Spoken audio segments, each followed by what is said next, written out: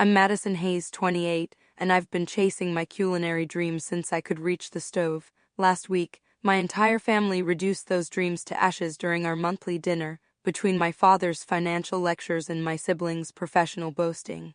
My passion for cooking became the punchline of every joke. Only Grandpa Samuel sat quietly, his eyes understanding. Before I tell you how my grandfather turned everything around, let me know where you're watching from and hit subscribe if you've ever had someone believe in you when no one else would.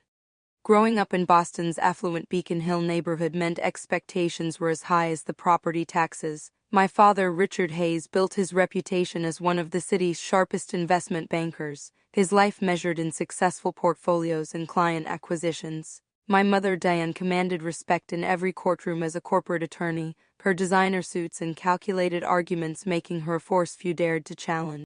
Then there were my siblings, the golden children. My older brother Ethan sailed through Harvard Medical School and now performs life-saving surgeries at Massachusetts General. His wife is equally accomplished, and their two perfect children already show signs of exceptional intelligence. My sister Allison graduated top of her class from Wharton and now serves as marketing executive for a Fortune 500 company before age 35. And then there was me, Madison, the family puzzle piece that never quite fit. Business, law, or medicine, my father would say during our childhood dinners. These are the paths to respect, security, and accomplishment. My mother would nod in agreement. The Hayes family builds legacies, not hobbies.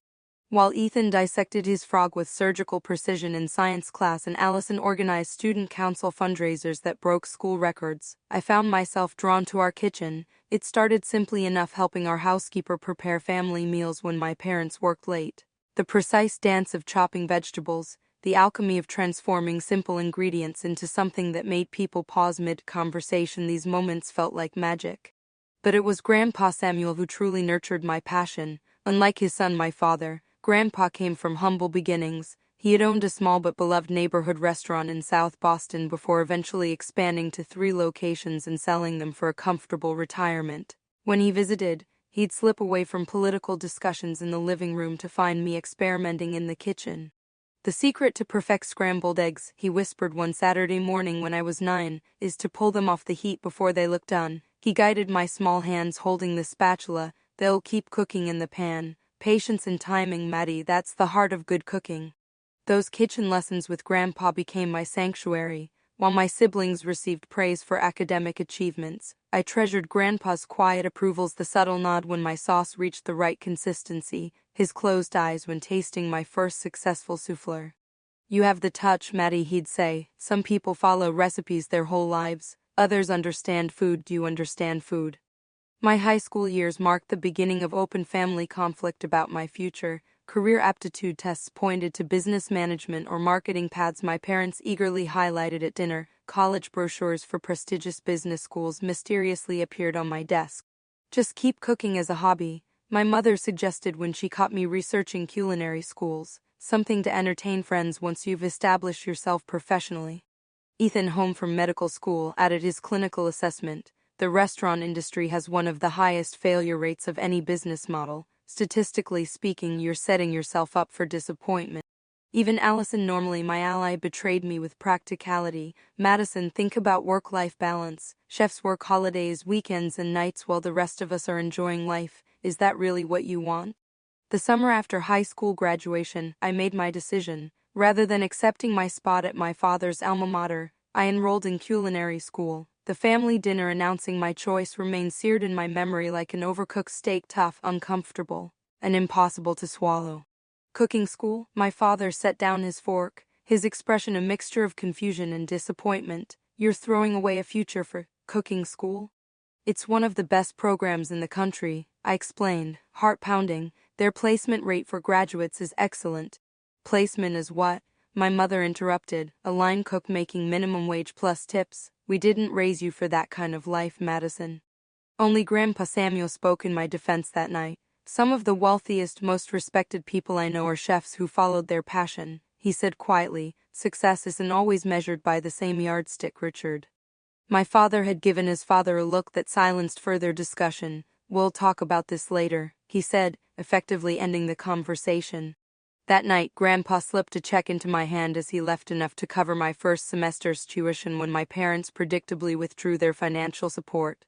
"Your grandmother and I built our life on food and hospitality," he whispered. "Never be ashamed of honest work that brings people joy." That began the pattern of the next decade. While my parents reluctantly accepted my culinary education, they referred to it as my phase or playing with food. Every family gathering became an opportunity to highlight how I could still change course. Law school admissions were still accepting applications, or Allison's company had entry-level positions with actual career growth. For 10 years I endured their dismissal as I worked my way through culinary school, then through the ranks in various kitchens: prep cook, line cook, sous chef at a respected farm-to-table restaurant in Cambridge. Each step forward in my career was minimized at family gatherings, while every small setback was magnified as evidence I'd chosen the wrong path. Through it all, Grandpa Samuel remained my champion. He visited every restaurant where I worked, proudly ordering dishes I'd helped create and leaving generous tips. When I called him in tears after particularly brutal shifts or kitchen politics, he listened without judgment. "The heat in the kitchen reveals character," he'd remind me, both in cooking and in life. What my family never understood was that cooking wasn't just something I did, it was fundamental to who I was. Every perfectly executed dish was a poem, every carefully balanced flavor a form of communication more honest than words. In the kitchen, I found both precise science and boundless creativity. I found myself. Last Sunday marked my parents' 35th wedding anniversary, and the entire Hayes family gathered at their Beacon Hill home to celebrate. These monthly family dinners were mandatory attendance. Missing one without hospitalization was considered nearly treason. I spent 3 days perfecting a special dessert for the occasion, an elegant 3-layer chocolate hazelnut cake with mirror glaze and gold leaf accents. The technical challenge had pushed even my skills to their limits, but the result looked like something from a professional bakery window. I carefully boxed it and took an Uber to avoid jostling it on public transportation. Spring had painted Boston with cherry blossoms and fresh greenery, a stark contrast to the formal interior of my parents' brownstone. The house remained exactly as it had during my childhood, meticulously decorated, impressively uncomfortable, and designed more for appearances than living. "Madison, you're the last to arrive," my mother greeted me at the door, her critical gaze sweeping over my simple dress and practical shoes. Though I'd changed after my morning shift, my fingernails still showed faint traces of prep work that even vigorous scrubbing couldn't remove. "Sorry, Mom, finishing touches on the dessert took longer than expected." I presented the cake box with hopeful anticipation. "How thoughtful," she said, her tone suggesting it was anything but. "Meredith already brought a selection from Winston's bakery, but I'm sure we can put this somewhere." My heart sank as she handed the box to their housekeeper without even looking inside. Winston's was an overpriced bakery that served beautiful but flavorless confections to Boston's elite, the kind of place that prioritized appearance over taste, something I'd learned to recognize as a metaphor for much of my family's values. In the formal dining room, Ethan and his wife Catherine were already seated, discussing their children's private school applications. Despite the kids being only 4 and 6, Allison was showing our father something on her tablet, probably the quarterly marketing report she never tired of mentioning. "Madison's here," my mother announced. "We can begin." "How's life in the kitchen?" Ethan asked as we passed dishes around the immaculately set table. His tone carried the same curiosity one might use when asking about an exotic pet. "Still enjoying playing with food." I forced a smile. "The restaurant's doing well. We received a write-up in Boston Magazine last month." "Oh, was it a proper review or one of those advertising features?" my father asked, not looking up from his plate. "It was a legitimate review," I said, trying to keep my voice steady. "The critic specifically mentioned my spring vegetable risotto as transcendent." "Transcendent risotto," Allison repeated with a small laugh. "Quite the accomplishment." "It actually is," Grandpa Samuel interjected, his first contribution to the conversation. "Professional recognition in the culinary world is extremely competitive." My father cleared his throat. "Speaking of competitive, Ethan's department just received a $3 million research grant." And just like that, the conversation redirected to Ethan's achievements, then Allison's recent promotion, then my parents' upcoming luxury cruise. The familiar pattern unfolded like a well-rehearsed play, my small success forgotten before it was even acknowledged. As the main course dishes were cleared, my father turned his attention back to me. "Madison, I've been meaning to ask, what exactly are your long-term career plans? You're approaching 30, and I'm concerned about your financial future." The table fell silent, all eyes turning to me. This moment the interrogation about my life choices was as much a family tradition as the crystal goblets and sterling silver flatware. "I'm working toward becoming a head chef," I answered, the response practiced from years of defending my choices. "The executive chef has mentioned grooming me for more responsibilities." My mother sighed. "Darling, be realistic. Even as a head chef, what's the earning potential? How will you ever afford property in this market, or retirement? Not everyone measures success by their investment portfolio, Mom." Clearly my father muttered, just loud enough to hear.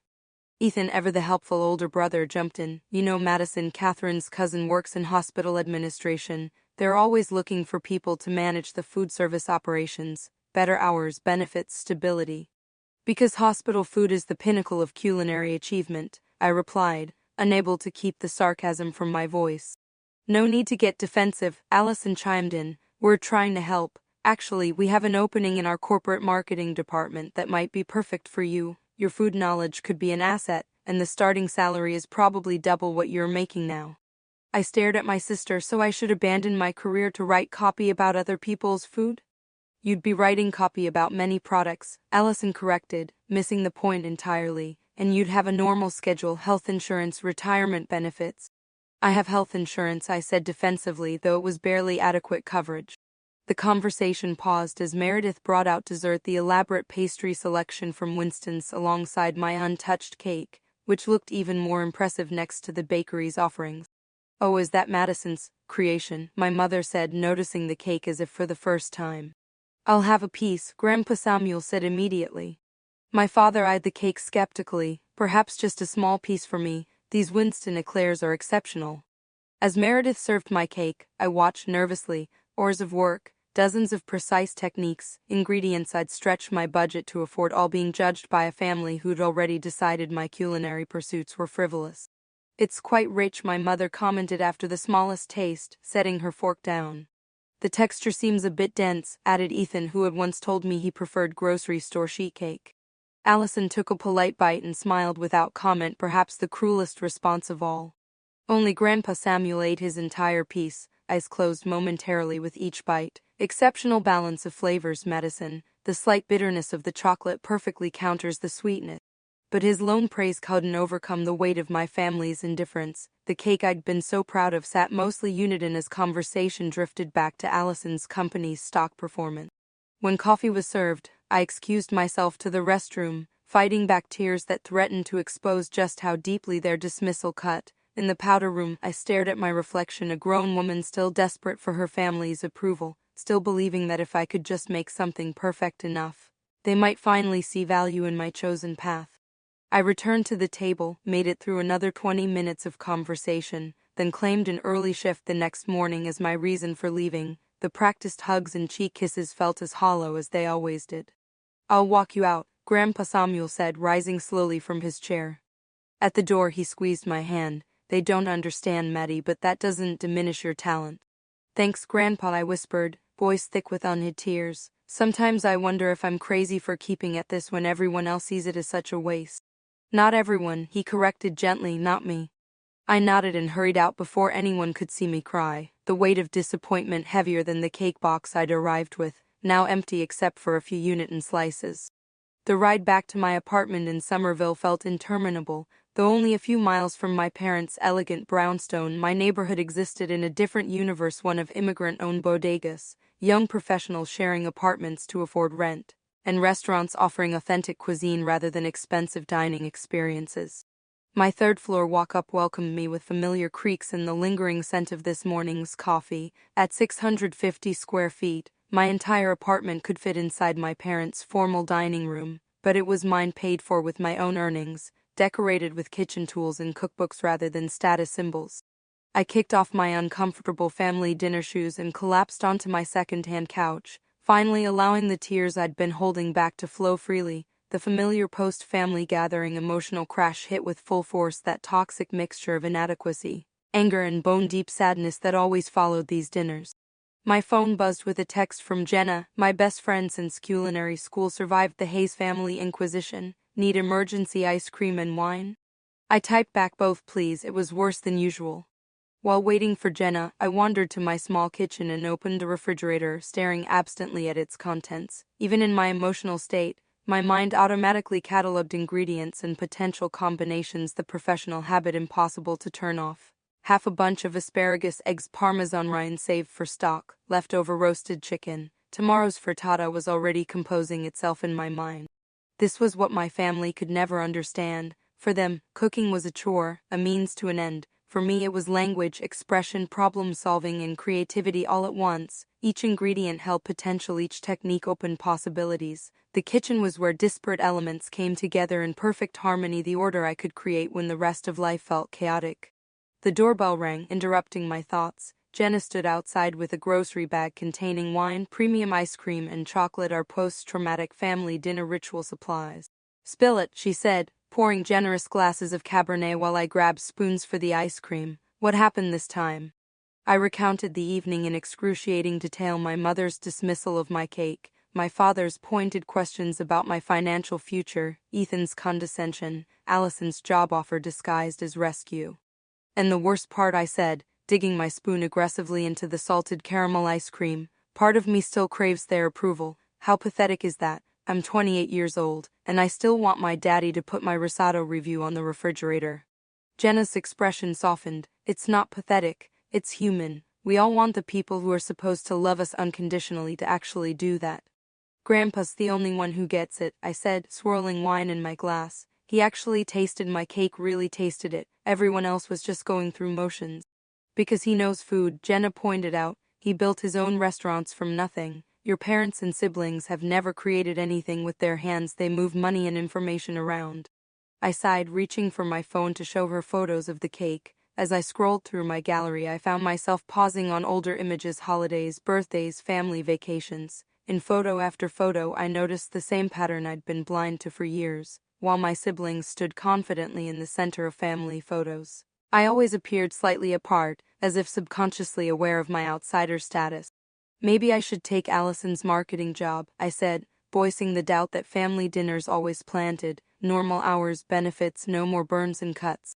"Bullshit," Jenna declared, refilling our glasses. "You'd be miserable in 3 weeks. Remember our pact from culinary school, no selling out unless we're literally starving." I smiled weakly. We were idealistic 20-year-olds who thought we'd be celebrity chefs by now. "And instead, you're a damn good sous chef who's paying her bills doing what she loves. That's more than most people ever achieve." My phone rang, interrupting our pity party. Grandpa Samuel's name flashed on the screen. "Hi, Grandpa," I answered, trying to sound more composed than I felt.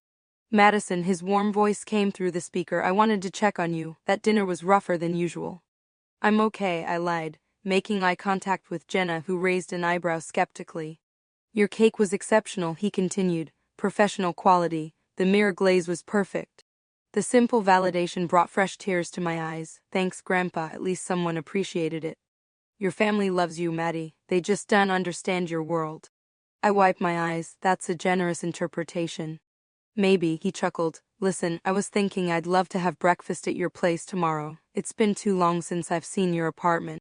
The request surprised me. My family rarely visited my humble apartment, preferring to meet at restaurants or their homes when gatherings were necessary. "My place? It's nothing special, Grandpa. It's small and perfect for a breakfast between two cooks," he interrupted gently. "Unless you're working?"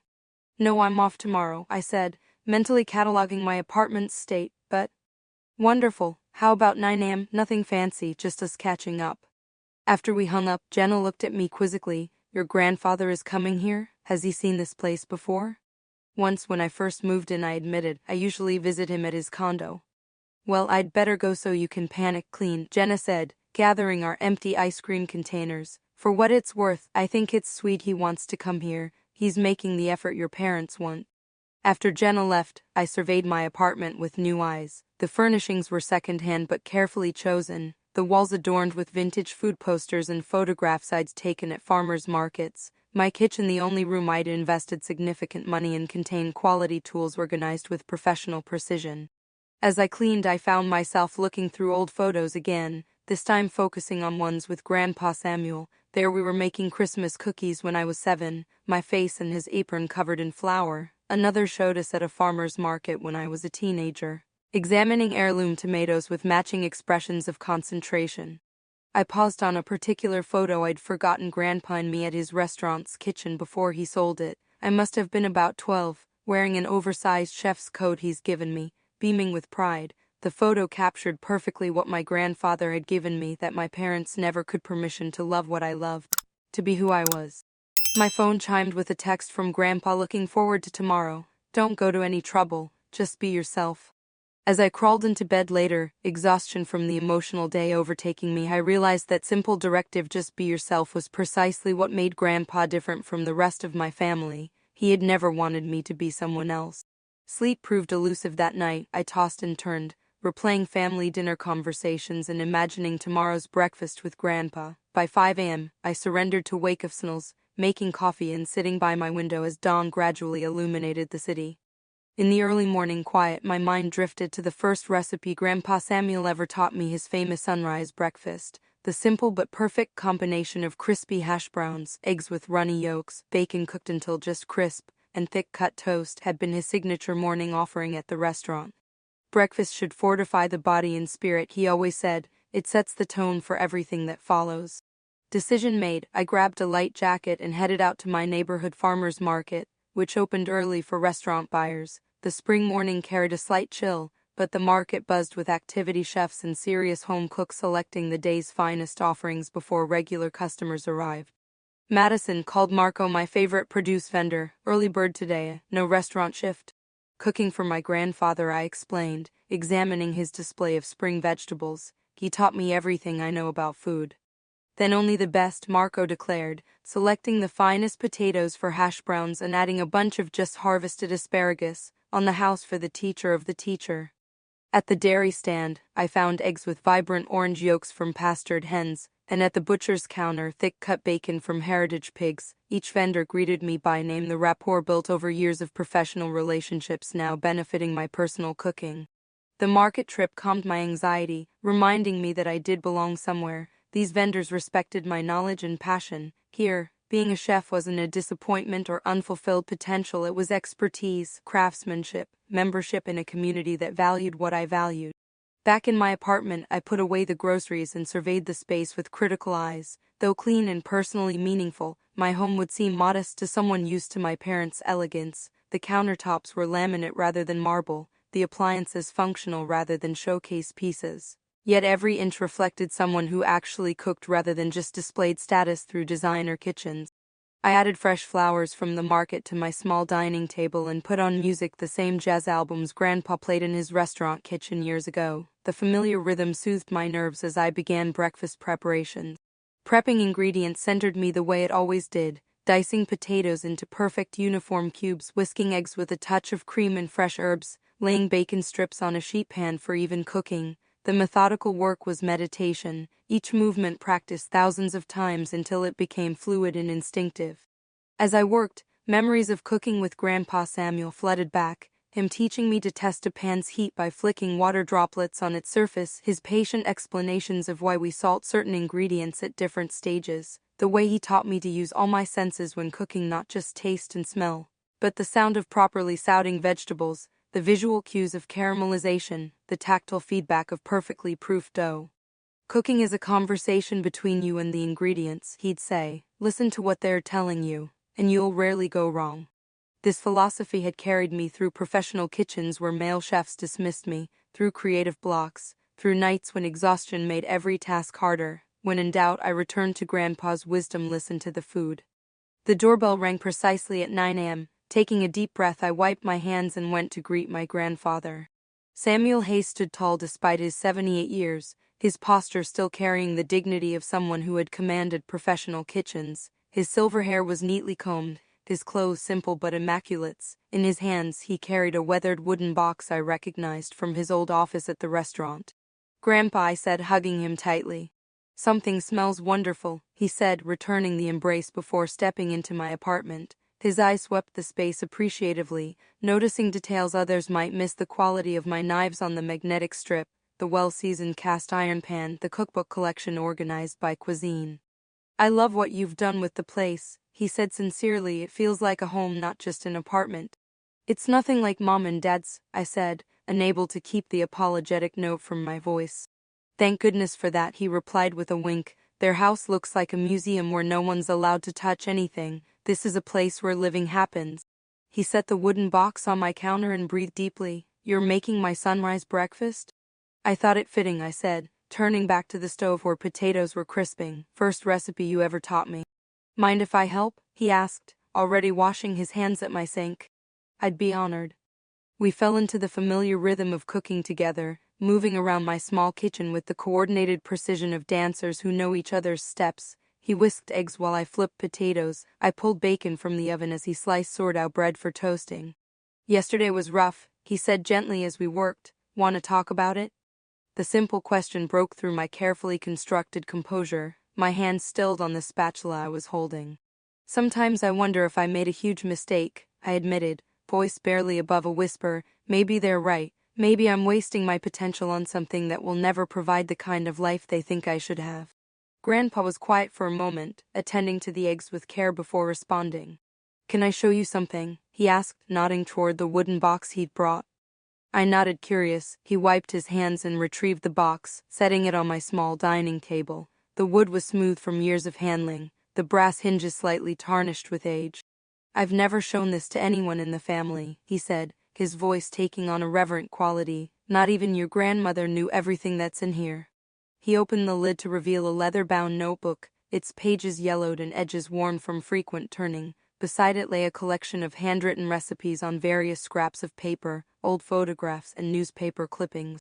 "This is my life's work," he said simply. "Every recipe I ever created, every technique I mastered, notes from meals that changed how I thought about food, ideas that never made it to my menu but might have in another lifetime."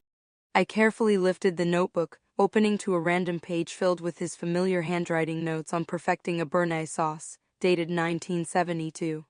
"What few people know," he continued, pulling out an envelope from the bottom of the box, "is that in 1975, I was offered a position as head chef at La Maison d'Or in New York."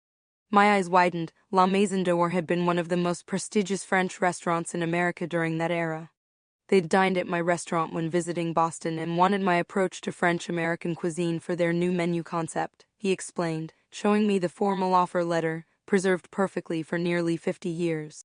"But you never took it," I said, confused. "You stayed with your own restaurants here." Grandpa nodded, a flash of old pain crossing his features. "Your grandmother was pregnant with your father. My own father, your great-grandfather, had just suffered his first heart attack. The family needed stability, not risk. La Maison wanted innovative cuisine that might not succeed. My restaurants were profitable but safe." "So you chose family over artistic expression," I said slowly, understanding dawning. "I chose security," he corrected gently. "Not necessarily wrong, but I've always wondered what might have been. The chef who took that position instead became world-renowned, changed American perceptions of French cuisine."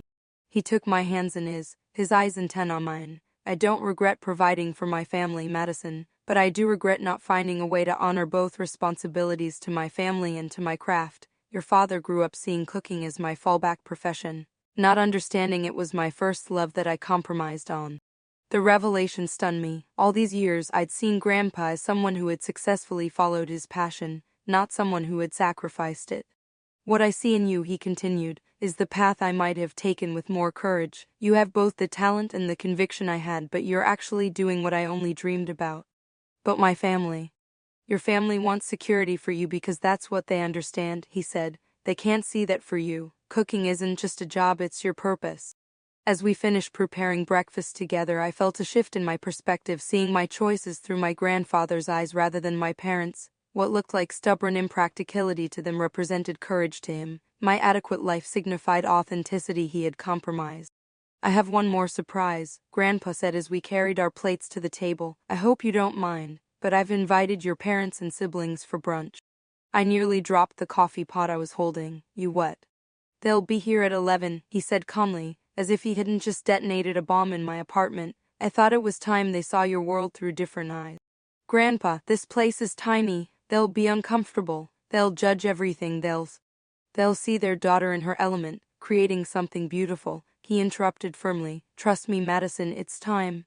As we sat down to our private breakfast, the foods of my childhood prepared in my adult kitchen, I felt equal parts terror and strange anticipation. For the first time, my family would be entering my territory, not theirs. Whatever happened next, at least Grandpa believed in me, and maybe that was enough.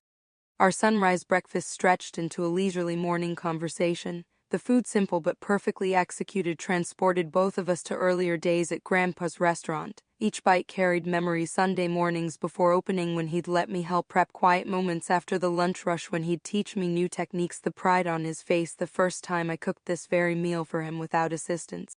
"Perfect potatoes," he commented, savoring a crispy bite. "The secret is parboiling first, then drying completely before hitting the hot oil," I finished with a smile and a pinch of paprika for color and flavor. "You remember everything," he said, eyes crinkling with pleasure. "Some lessons stick deeper than others." As we ate, Grandpa shared stories I'd never heard about his early days as a chef, the disasters, the triumphs, the near bankruptcies and unexpected successes. Tales that humanized the grandfather I'd idolized and revealed the messy reality behind the successful restaurateur my family acknowledged but never truly respected. "Did you know I nearly lost everything in 1969? He asked, buttering another piece of toast. "A supplier delivered spoiled seafood that I didn't catch in time. 26 cases of food poisoning later, I was facing closure." "How did you recover from that?" I asked, fascinated by this glimpse into his professional struggles. "Transparency: I took full responsibility, closed voluntarily for 2 weeks, invited health inspectors to oversee new procedures I implemented, and personally visited every affected customer." His expression grew serious. "In the restaurant business, trust is everything. Once broken, it's nearly impossible to rebuild." He set down his fork, looking at me intently, "Which brings me to why I'm really here today." My stomach tightened with apprehension. "What do you mean?" Grandpa reached for the wooden box again, this time removing a sealed envelope from a hidden compartment in its lid. "I received this letter last week," he said, sliding it across the table. "I'd like you to read it." The envelope bore the logo of Fleming's, one of Boston's most acclaimed restaurants, the kind that appeared in national food magazines and whose chef had won multiple James Beard Awards. With trembling fingers, I opened it and began reading. "Dear Mr. Hayes," it began, "following our conversation at the Boston Culinary Foundation dinner, I've made inquiries about your granddaughter, Madison Hayes, currently serving as sous chef at Terrace Bistro." My eyes widened as I continued reading. The letter was from executive chef Daniel Fleming himself, expressing interest in meeting me for a potential sous chef position at his flagship restaurant, a significant step up from my current role. "Grandpa," I whispered, looking up in shock, "did you arrange this?" "I simply mentioned my talented granddaughter to an old colleague," he said with studied nonchalance. "Daniel did his own research after that. Apparently your spring menu additions at Terrace have not gone unnoticed in Boston's culinary circle." I sat back, stunned. Fleming's was the kind of restaurant chefs worked years to enter. Their sous chef position typically went to culinary prodigies from international backgrounds or chefs with experience at Michelin-starred establishments. "This is why I wanted your family to come today," Grandpa continued. "They need to understand that your career isn't some flight of fancy or rebellion. You're a respected professional being recruited by one of the city's premier restaurants." "They won't care," I said automatically, years of dismissal shaping my response. "They'll just say Fleming's isn't a Fortune 500 company or a hospital or a law firm." "Perhaps," Grandpa acknowledged, "but it's time they see your world as it truly is, not as they imagine it." He reached again into the wooden box, this time pulling out the leather-bound notebook I'd glimpsed earlier. "This is for you," he said, placing it in my hands. "My life's collection of recipes, techniques, and culinary wisdom, some passed down from my mentors, others developed through years of trial and error." The weight of the book, both physical and symbolic, left me speechless. This represented Grandpa's professional legacy, his most personal creative achievements. "I can't accept this," I said finally. "This is your life's work." "Exactly," he replied with gentle firmness. "And what good is a life's work if not passed to someone who will appreciate and build upon it? Your father has no interest in cooking, neither do your siblings. You are my culinary heir, Madison." Tears welled in my eyes as I carefully opened the notebook, seeing decades of culinary experimentation recorded in his neat handwriting, recipes with multiple revisions, notes on seasonal availability, combinations of flavors that would never have occurred to me. This was more valuable than any inheritance, a roadmap through my grandfather's creative mind. "I never told you this," he said, his voice growing reflective, "but my greatest regret was not pursuing that position at La Maison d'Or. not because of fame or money, but because I denied myself the artistic challenge that would have pushed my cooking to new heights. He leaned forward, eyes intense. When you chose culinary school over business, I recognized the courage I lacked at your age. You chose authenticity over security. That's rare, Madison, and infinitely precious. The doorbell rang, interrupting our conversation. My stomach dropped as I glanced at the clock. 10:45 a.m. My family was early as usual. Not ready, I said, panic rising. You're more ready than you know, Grandpa replied, standing to help me clear our breakfast dishes. Remember, this is your domain. In professional kitchens, you face pressure daily that would break most people. Your family is just another service to get through. His chef's perspective, recasting family drama as merely another busy dinner shift, oddly calmed me. I took a deep breath, straightened my shoulders, and went to open the door. My entire family stood awkwardly in the narrow hallway outside my apartment, father checking his watch, mother clutching her designer purse like a shield, Ethan and Allison surveying their surroundings with barely concealed judgment. Welcome, I said, stepping aside to let them enter. Thanks for coming.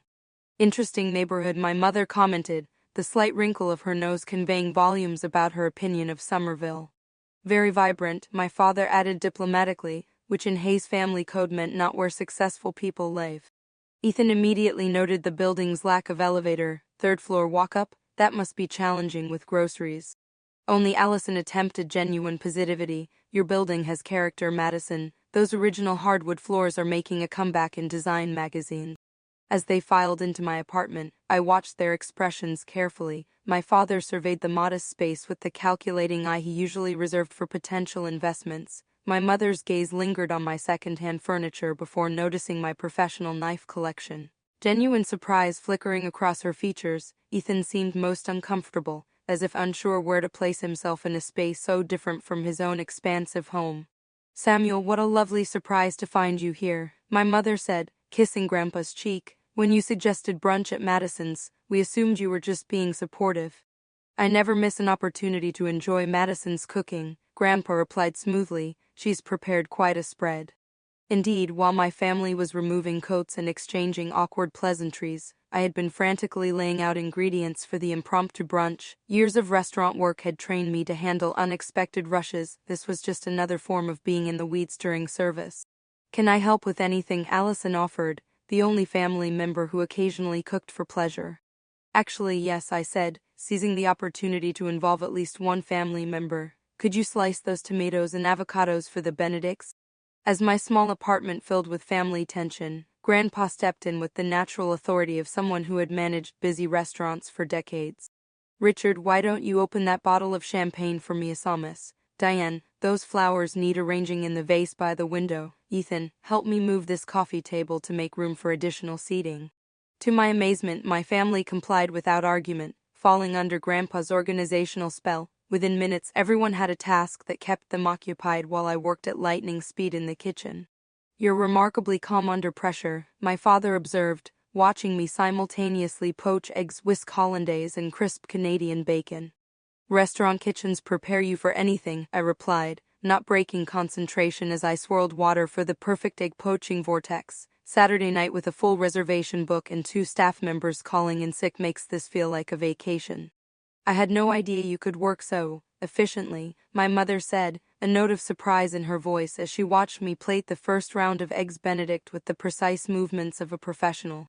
She runs her station at Terrace like a military operation, Grandpa informed them proudly. I've watched her during service, not a wasted movement.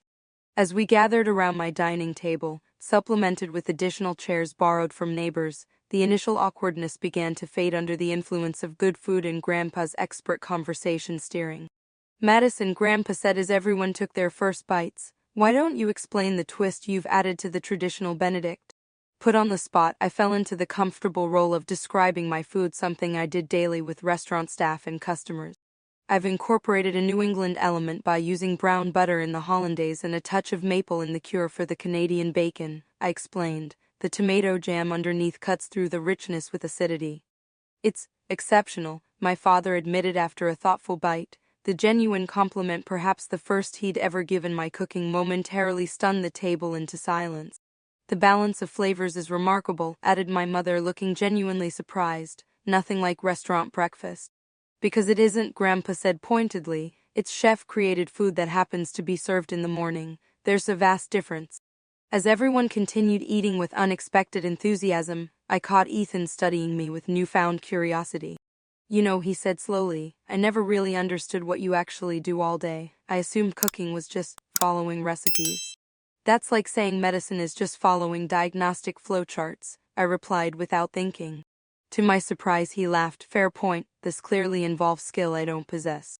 The meal progressed with more genuine conversation than any family gathering I could remember. Without the formal setting of my parents' home and with everyone experiencing my food on its own terms, different dynamics emerged. My mother asked sincere questions about techniques. My father stopped checking his watch. Allison admitted she found her marketing job increasingly soulless compared to creating something tangible. As I served a simple but elegant dessert of vanilla bean panna cotta with seasonal berries, Grandpa cleared his throat meaningfully. There's something Madison hasn't told you, he announced, something important about her career.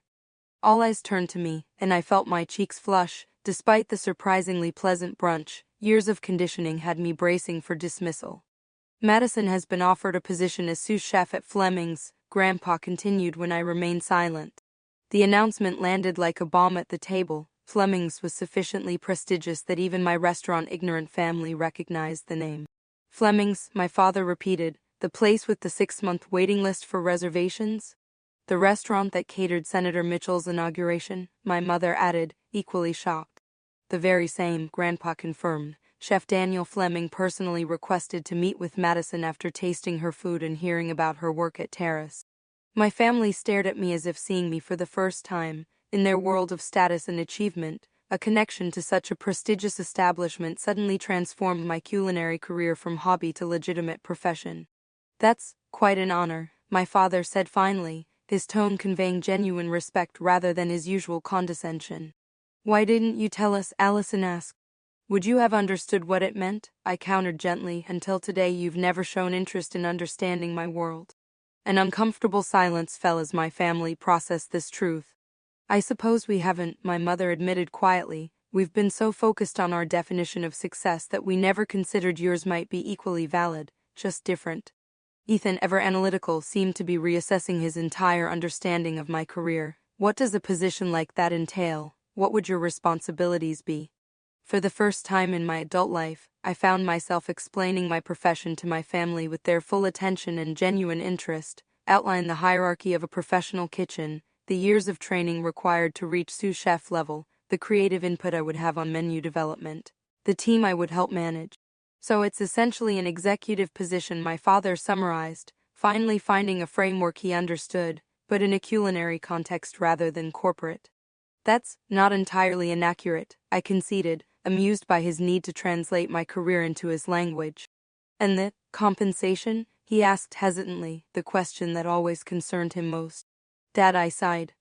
It's a fair question, he insisted. Part of my concern has always been your financial stability. Fleming's sous chefs earn more than entry-level positions at most corporations, Grandpa interjected smoothly, plus benefits, creative control, and professional prestige that advances future opportunities. My father nodded slowly, a new respect dawning in his eyes not just for me, but for the profession he's dismissed for so long. As brunch concluded and my family prepared to leave, the dynamic had subtly but fundamentally shifted. My mother examined my cookbook collection with genuine interest, asking questions about various cuisines. Ethan admitted he'd never considered the scientific precision involved in professional cooking. Allison confessed envy of my passionate connection to my work.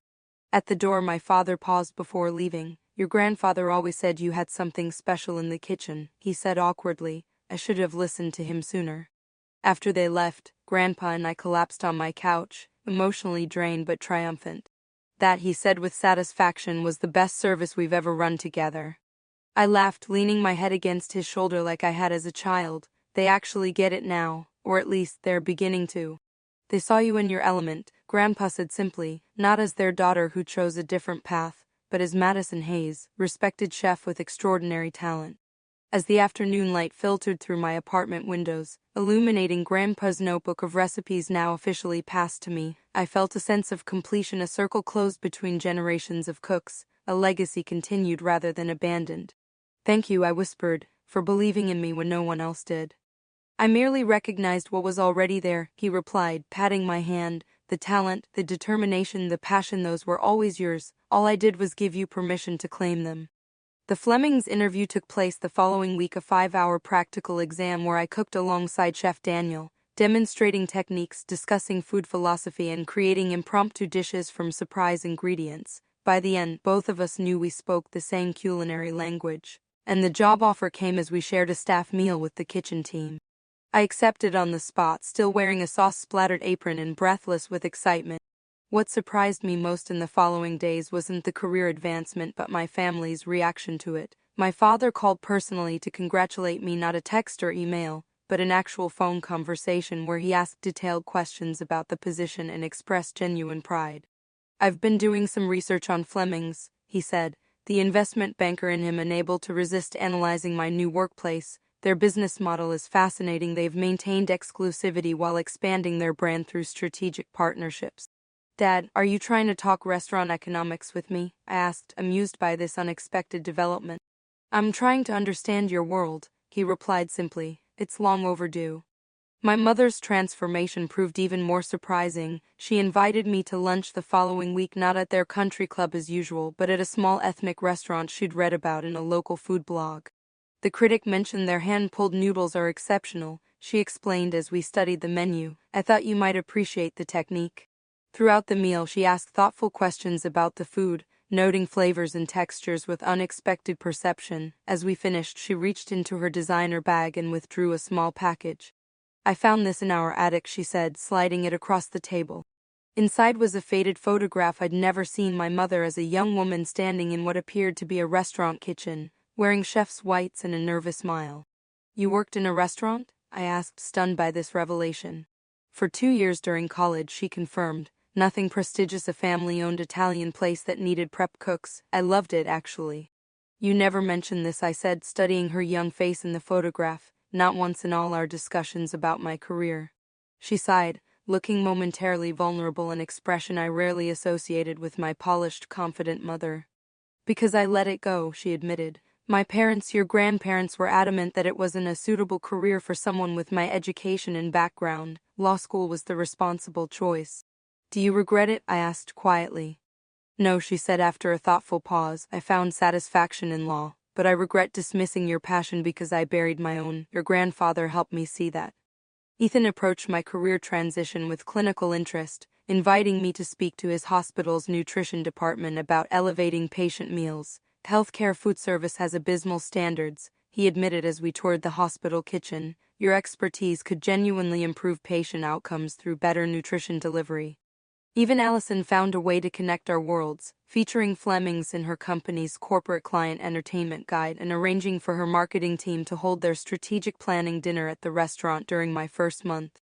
The most profound change, however, wasn't in my family's perception of me, but in my understanding of myself. For years I'd measured my worth through their approval, internalizing their dismissal as evidence my chosen path lacked value. Grandpa's intervention and their subsequent awakening freed me from that burden, but also revealed I'd never needed their validation to begin with.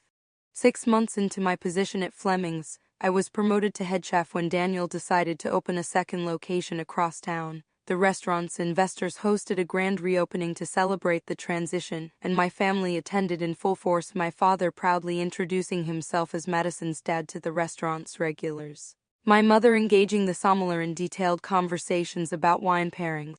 During a quiet moment in the evening, my father found me in the kitchen as I oversaw final dessert preparations. "Madison," he began, uncharacteristically hesitant, "I owe you an apology." I paused, giving him my full attention despite the busy kitchen around us.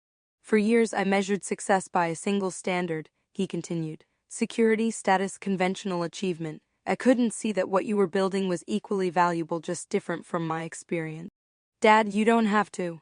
"I do," he interrupted gently. "I nearly missed witnessing your extraordinary talent because I was too stubborn to look beyond my own definition of success. I'm sorry for that." That night, after service ended and the kitchen was cleaned to my exacting standards, I found myself alone in the restaurant. I walked through the dining room where hours earlier my family had gathered in support, past the kitchen where my team had executed my menu flawlessly, to the small office that now bore my name on the door. On the wall hung my first professional menu as head chef, beautifully framed, a gift from my mother who had once dismissed cooking as playing with food. Beside it stood Grandpa's weathered wooden box, now housing both his recipes and my own growing collection. The following Sunday, I initiated a new tradition, teaching a monthly cooking class for underprivileged children through a community center in my old neighborhood. Many came from families where career options seemed limited by circumstance, expectations, or finances constraints I understood intimately, albeit from a different perspective. You don't have to follow anyone else's recipe for success, I told them during our first session, Grandpa Samuel observing proudly from the back of the room. The most important ingredient is your own passion. As I guided small hands through their first attempts at pasta dough, I recognized in their concentration and delight the same spark Grandpa had nurtured in me decades earlier. The legacy continued, not just through recipes passed down, but through permission to pursue passion with dedication and integrity. That evening, as Grandpa and I shared a quiet dinner at my apartment, now decorated with accolades and reviews alongside family photos, he nodded with satisfaction at the notebook open beside us, its pages now containing both his recipes and my additions. "You've found your voice," he said, indicating my latest creation, both in cooking and in life. The truth of his observation resonated deeply. I had finally learned that authentic success comes not from meeting others' expectations, but from having the courage to follow your own path with conviction. Sometimes that means standing alone against family pressure. Sometimes it means finding the one voice of support amid a chorus of doubt. And sometimes it means trusting that a passionate breakfast can change hearts and minds more effectively than years of argument ever could. In the end, it wasn't Fleming's prestigious position or critical acclaim that measured my success. It was the quiet joy of creating food that moved people, the satisfaction of mentoring young cooks, and the peace that came from living authentically. My grandfather's greatest gift wasn't his recipes or industry connections, but his unwavering belief that my passion had value exactly as it was. That's the thing about finding your true path. Sometimes all it takes is one person who truly sees you to illuminate the way forward. In my case, it was Grandpa Samuel. In your life, I hope you find that person too, or better yet, become that person for someone else who needs permission to follow their dreams. Have you ever had someone believe in you when everyone else doubted, or been that supporter for someone else? Share your story in the comments below. I'd love to hear how your own path unfolded. Don't forget to like and subscribe for more real-life journeys. And thank you for joining me at my table today. May your own passions always find room to flourish, no matter who understands them.